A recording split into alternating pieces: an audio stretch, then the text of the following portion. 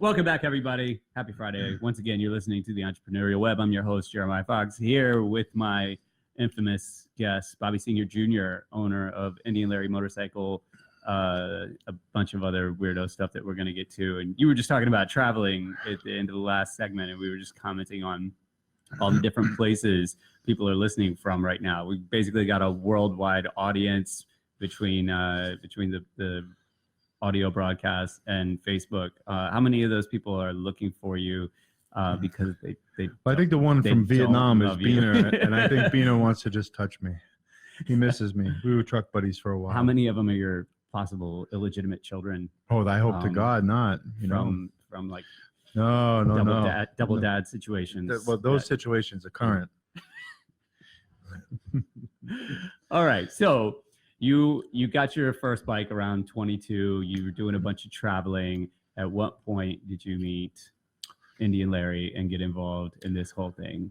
Met him in my early 20s, just through a woman Andrea, that was tattooing me, or I was getting tattooed from. Bobby's got a couple of tattoos, and I got a couple of tattoos, and that was just in passing. And then I'd see him in the shop. Come to find out, she was dating his roommate Frank. And then go a couple of years later, I was hanging out with this guy, Kenny Roberts, and he was in a bike shop called American Dream Machine in Soho. And Larry did some, motor work there in between other stuff. And then we just started hanging out, And what was he doing at the time? Did he have a shop yet, or I read somewhere that he just used to cut bikes up in his apartment. Is that no? So he worked in the apartment that he had. He worked under the stairs. Right. He had a little spot in the back. So was that at that point, or was he already in? No, he was in there under the stairs still. Yeah. And then things were falling apart between these partners and a Dream Machine, and then it was relocated to Brooklyn, North 151 North 14th Street. Mm-hmm. So around a block from where we currently are now. Right. And then that turned into a place called Gasoline Alley. Right. And just when the move was happening was when he was invited to be on Motorcycle Mania 2, I believe. And then it just started to spin like that. Yeah. He was off the drugs, no drinking, living pretty good. Nice. And so more neat little things he wasn't fucking up. Yeah, basically. Right. So he took the opportunity. Yeah. And it wasn't his shop, Gasoline Alley. Right, I mean, it's people would assume it is because he was the main focus, right? Mm-hmm.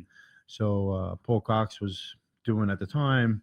People would only see his leather work, and not see the back end where he was designing different things for different motorcycles, or he was off doing other projects within, because that was the whole purpose of the place. Was they were to do painting and dynos and just all different stuff obviously around motorcycles. Right. There was a little tattoo shop in there, but the guy that was behind it, as much as he had the business degree, he had a different outlook on life. He thought he was the guy.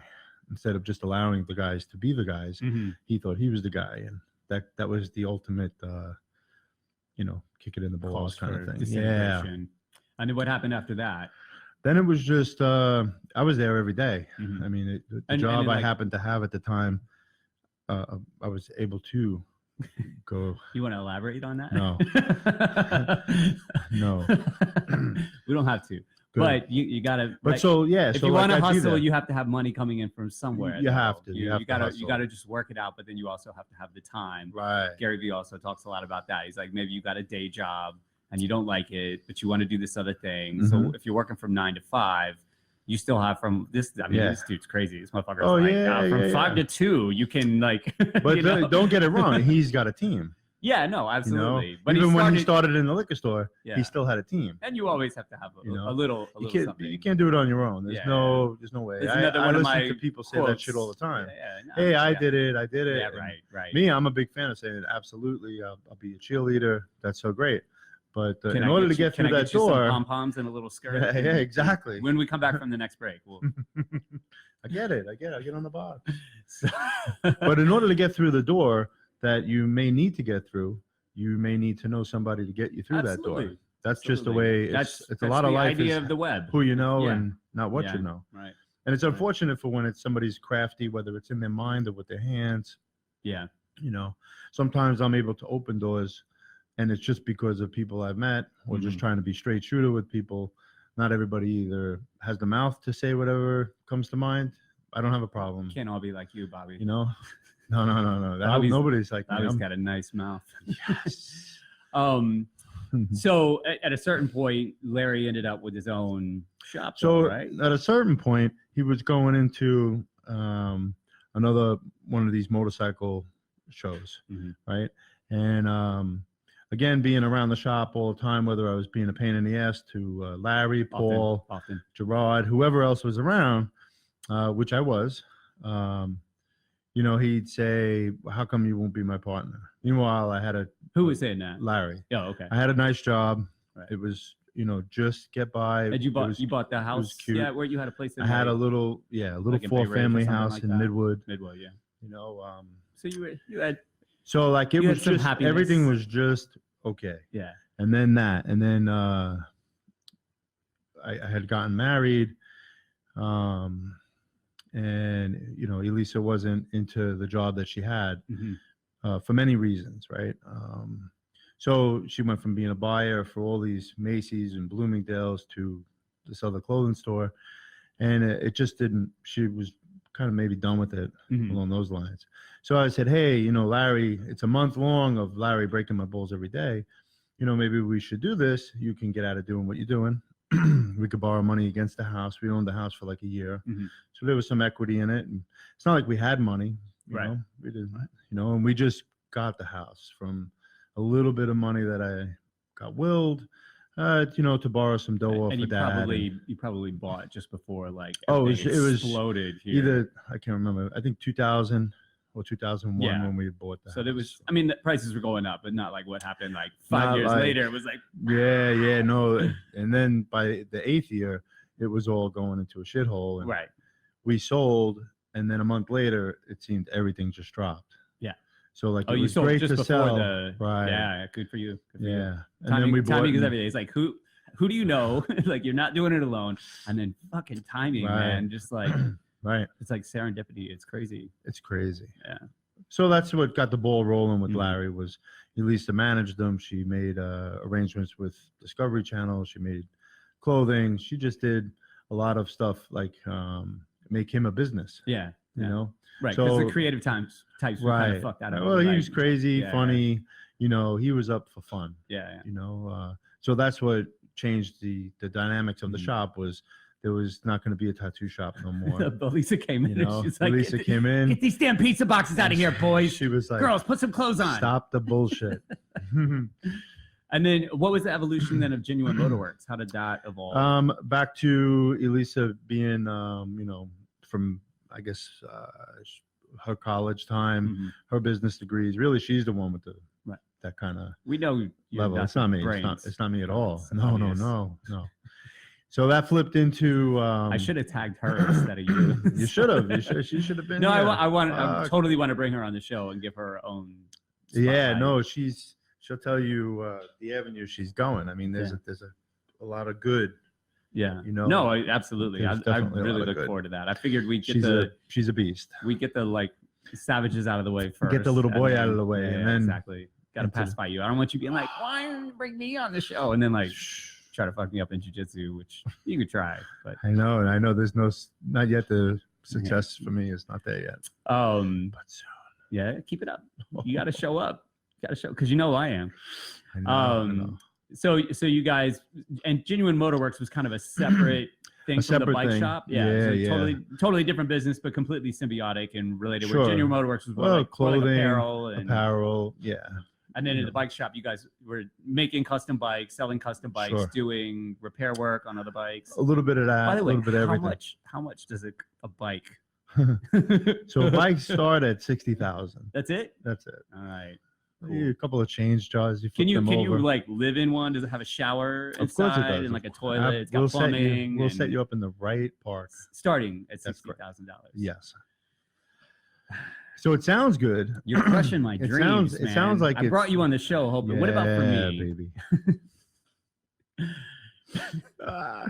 We have the So- bargains. So talk about like you were making bikes. How many bikes for, especially like when There's Larry was been around? different times when Right. Larry was alive. There, just a couple of bikes. It was more Right.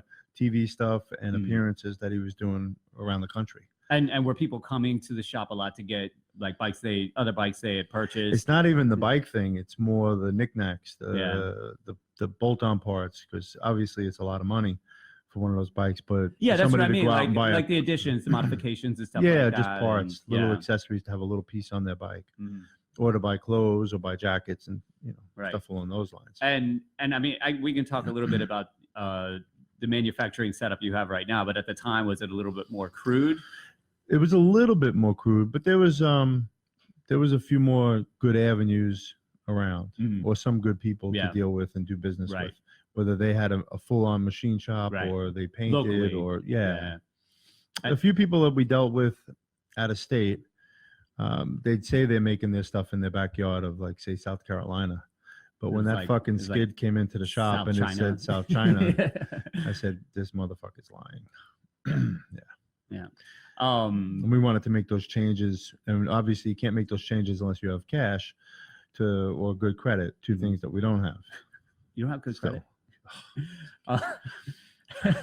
But, that's just the way the ball keeps bouncing. It's Yeah. all right. So have you noticed like since that time there's less like machine shops locally, like people started to kind of take off? The and- little machine shops have Yeah. changed a lot. Yeah. And it's the equipment, it's the way newer equipment has come to, and it's expensive. And some of the older Right. guys, they don't want to, put the money in, or they're not Mhm. computer savvy, Right. because a lot of it comes down to Now it's all techie. And, you need to learn this program and now you have like full on tech driven machinery. it's pretty much like we can make anything, Yeah. and or the machines and the equipment can make anything. Right. You need that person to design it. Right. So guys come in with their little pencil drawing and say, hey, I want to make this. And, well, what else do you have?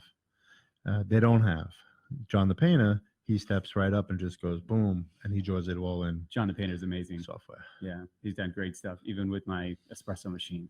He hasn't That's stepped any fantastic. further. Your parts are just sitting right on top of it. No, but just the repair on the last one. Oh. I got the needle valve already. I mean, he could still do it. It'd be awesome if he did, just for creativity. I mean, I love getting my hands into that stuff too. But yeah, it seems like there's like really nothing he can't do, right? If he just There puts really his, is nothing. He puts his, He's and like you in said, it. you can't do it alone. So having like somebody like him around, Sure. you're No, constantly he's- telling me like, He's a beast. John, like, Sure. I mean, He's I like- need him to paint a couple of bikes. That's the last piece of these puzzles, right? yeah, Except the toys called CNC machines. His toys. mind is so deep in it right. that it's like, oh, come on, just come back for a couple of days. How much one of those toys cost? I don't know. Bought them As much used. as a bike? Bought them out of a backyard sale. They fell off a truck. in Pretty South damn China. close. Yeah. Pretty Or did you close. pull them off of a truck? No, the guy thought he was going to be swift and get out of a handshake deal. And I told You him, did an arm drag. I would have broke his brought him in hand. close That and fucking said, guy. "You shouldn't have done that." I let him know that. So we're gonna take another quick break.